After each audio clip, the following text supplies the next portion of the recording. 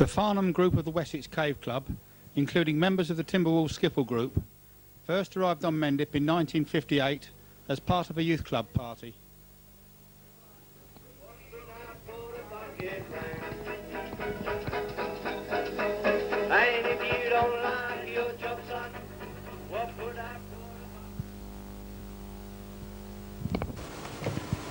From our first trips we had carried cameras, and in 1960 our team, consisting of Terry Hall, seen here, Dave King, John Thomas and myself, began experimenting with 8mm cine cameras. The initial camera was a Bell & Howell, cheap old thing, but we very quickly went on to this Rolls Royce of cameras, the Bolex B8.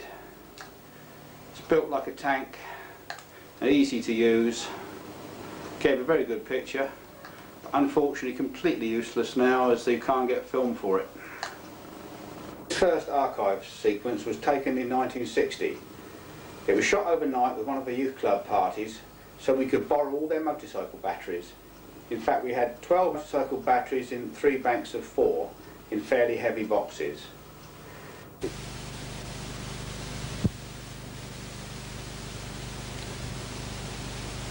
The film we used was Pan Ultra, which was the fastest film available in 8mm at the time.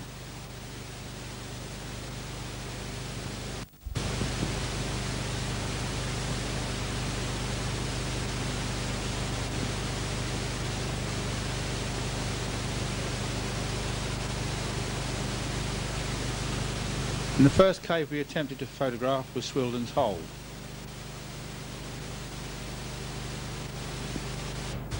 Of course, at the time it didn't have the blockhouse. We set our equipment in the old grotto, and with beginner's luck we got a few reasonably good shots. Of course the film was a bit grainy and the video transfer hasn't helped, but I think we've got something that does capture the atmosphere of the period. That's John with the elephants here in the old grotto, and not too aware with aspects of cave conservation.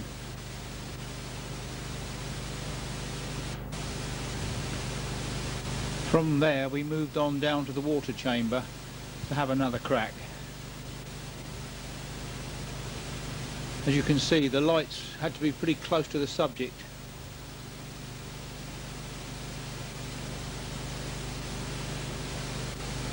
But we were getting there.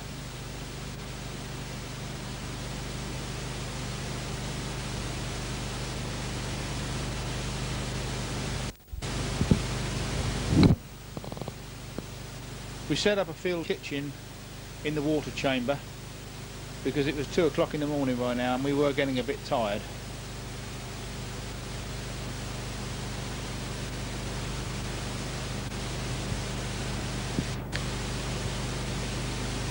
And so we surfaced after about 5 hours with something like 6 minutes film in the camera and determined to have another go.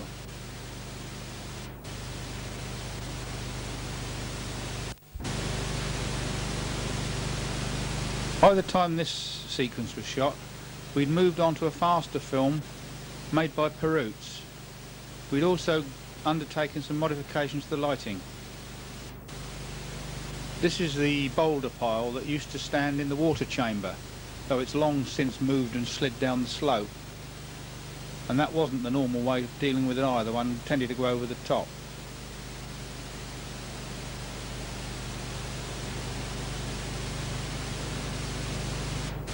And this is the little hands and knees crawl that used to lead into the water rift. Of course it was all changed and the floor was scoured out in the 68 floods. These shots were all taken using a commercial Bauer lighting set that we bought. This is what's left of the Bauer lighting kit. Standard lead acid battery. 2 bulbs run at 24 volts, but they were in fact overrun. Put in a box, simple enough one for one man to carry.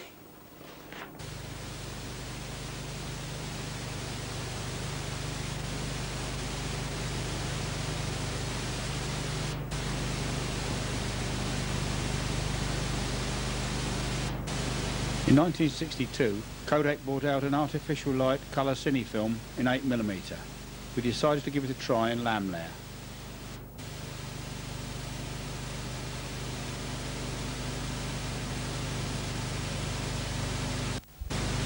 We replaced our inefficient bulbs with air-filled spotlights, which also ran on 24 volts and gave a very narrow pencil beam, which was however effective in the close-up shots.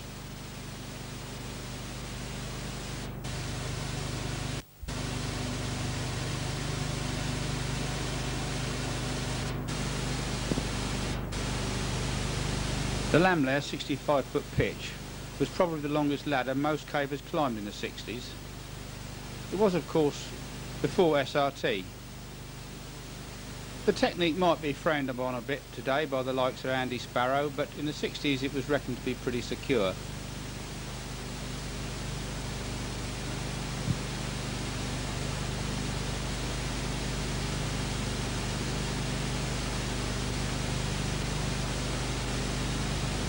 It's interesting to compare the life-lining technique in this film with that in the Trapman film made in the 1930s on this same platform. With the experience of 2 sessions in lamb layer, we decided to go ahead and make a more ambitious film in Swildens. For this we used both the spotlight system and the Bauer kit. This is Terry about to descend the big pitch in lamb layer.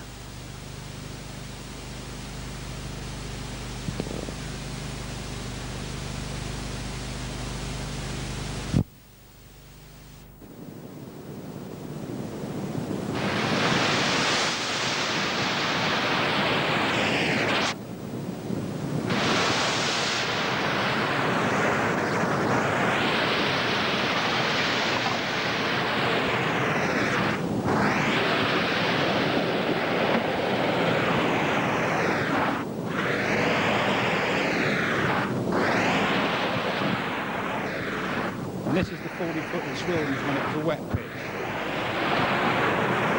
At times it can be very wet.